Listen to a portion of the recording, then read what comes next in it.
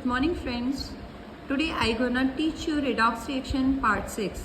I hope जितने parts अभी तक हम कर चुके हैं वो आपको अच्छे से समझ आ गए होंगे. Next है redox reaction part 6.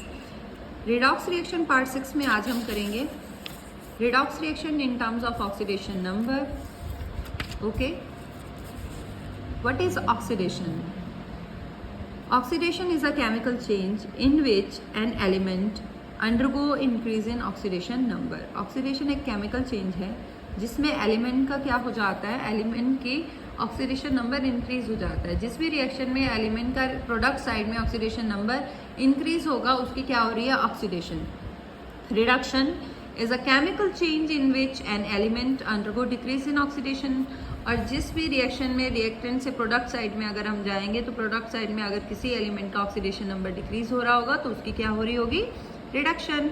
एक एग्जांपल की हेल्प से समझते हैं. Magnesium plus HCl changes into MgCl2 plus H2. Okay, magnesium यहाँ पे एलिमेंट्री स्टेज में है तो इसका ऑक्सीडेशन नंबर कितना है, 0. यहाँ पे मैग्नीशियम का ऑक्सीडेशन नंबर कितना है, +2. तो यहाँ पे क्या हो रहा है, increase in oxidation number by 2. तो मैग्नीशियम की क्या हो रही है, ऑक्सीडेशन. और HCl से यहाँ पे हाइड्रोजन बन रहा है. हाइड्रोजन की यहाँ पे ऑक्सीडेशन स्टेट +1 है, यहाँ पे 0 हो रही है. इट मीन्स ऑक्सीडेशन नंबर क्या हो रहा है, डिक्रीज. तो हाइड्रोजन की क्या हो रही है, रिडक्शन. एक और एग्जांपल से समझते हैं. SO2 4 negative plus HNO3 changes into H2SO4 2NO2. यहाँ पे सल्फर का ऑक्सीडेशन स्टेट +4 है, यहाँ पे +6 है. सल्फर का ऑक्सीडेशन नंबर क्या हो रहा है, इंक्रीज. तो सल्फर की क्या हो रही है, ऑक्सीडेशन. नाइट्रोजन का यहाँ पे ऑक्सीडेशन नंबर है +5 और यहाँ पे ऑक्सीडेशन नंबर कितना हो रहा है, +4. तो नाइट्रोजन की क्या हो रही है, रिडक्शन. जिसकी खुद की ऑक्सीडेशन हो रही है वो सामने वाले को क्या कर रहा है, रेड्यूस. तो सल्फर SO2 4 नेगेटिव क्या है, रेड्यूसिंग एजेंट. खुद ऑक्सीडाइज होकर सामने वाले को क्या कर रहा है, रेड्यूस. और HNO3 क्या है, ऑक्सीडाइजिंग एजेंट. ये खुद रेड्यूस होकर सामने वाले को क्या कर रहा है, ऑक्सीडाइज. नेक्स्ट है टाइप्स ऑफ रिडॉक्स रिएक्शन. ये सारी की सारी रिएक्शंस हम 10th में पढ़ चुके हैं. Combination reaction, decomposition reaction, displacement reaction, disproportion reaction. तो अभी हम थोड़ा सा इनको देख लेते हैं कि ये रिएक्शंस है क्या. Combination reaction, this reaction compounds are formed as a result of chemical combination of 2 और मोर एलिमेंट. कंपाउंड कैसे बनता है, as a result of chemical combination. 2 और मोर एलिमेंट आपस में केमिकली कंबाइन करते हैं और कंपाउंड बनाते हैं. This type of reaction is known as combination reaction.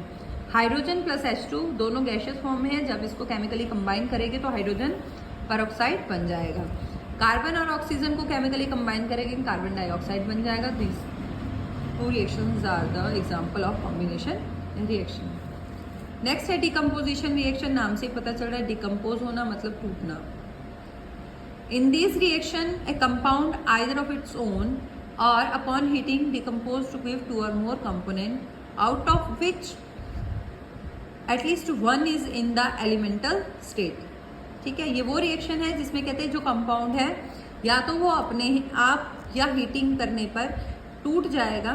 किसमें, 2 और मोर कंपोनेंट में, जिसमें से एक कंपोनेंट कौन से स्टेट में होना चाहिए, एलिमेंटल स्टेट में होना चाहिए. फॉर एग्जाम्पल हमने पोटाशियम डाइक्रोमेट के हमने क्या ले लिए, सॉरी KMnO4. हाँ, potassium permanganate, not potassium dichromate, ये है पोटाशियम परमैंगनेट KMnO4 के 2 मॉलिक्यूल ले लिए. इसको हीट किया, क्या बन गया, K2MnO4 MnO2 प्लस ऑक्सीजन. देखो ऑक्सीजन एलिमेंटल फॉर्म में है. इसी तरीके से वाटर को हीट करेंगे, ठीक है, डिकम्पोज करेंगे तो किस में टूट जाएगा, हाइड्रोजन गैस और ऑक्सीजन गैस में. नेक्स्ट है डिस्प्लेसमेंट रिएक्शन.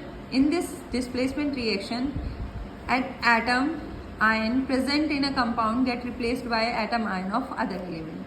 डिस्प्लेसमेंट रिएक्शन वो रिएक्शन है जिसमें ज़्यादा रिएक्टिव जो मेटल होगी वो लीस्ट रिएक्टिव मेटल को, ज़्यादा रिएक्टिव मेटल होगी वो लीस्ट रिएक्टिव मेटल को क्या कर देगी, डिस्प्लेस कर देगी. रिएक्टिविटी सीरीज में जो ऊपर होगा वो नीचे वाले को क्या कर देगा, डिस्प्लेस कर देगा. तो मेटल डिस्प्लेसमेंट रिएक्शन, FeSO4 में हमने जिंक डाला. Zinc is more reactive then iron. तो जिंक ने क्या कर दिया, आयरन को डिस्प्लेस कर दिया. क्या बना दिया, zinc sulphate plus iron, metal को डिस्प्लेस कर दिया. This is known as metal displacement reaction. ठीक है.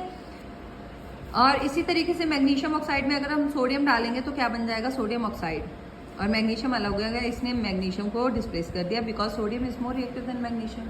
ओके इसी तरीके से आपको क्वेश्चन आ सकता है कि why zinc is more reactive than copper ना। जिंक सल्फेट के सॉल्यूशन में अगर हम कॉपर डालेंगे तो कोई चेंजेस नहीं होगा, बट अगर हम कॉपर सल्फेट के सॉल्यूशन में जिंक की रॉड डालेंगे तो मेटल डिस्प्लेसमेंट रिएक्शन हो जाएगी। ओके जब भी हम जिंक सल्फेट के सॉल्यूशन में कॉपर को डालते हैं तो रिएक्शन नहीं होगा, because copper is less reactive than zinc. Okay but जब हम जिंक कॉपर सल्फेट के सॉल्यूशन में जिंक को डालेंगे तब डिस्प्लेसमेंट रिएक्शन हो जाएगी। क्यों? Zinc is more reactive than copper, यहाँ पे मेटल डिस्प्लेसमेंट रिएक्शन हो जाएगा। नेक्स्ट है नॉन मेटल डिस्प्लेसमेंट रिएक्शन।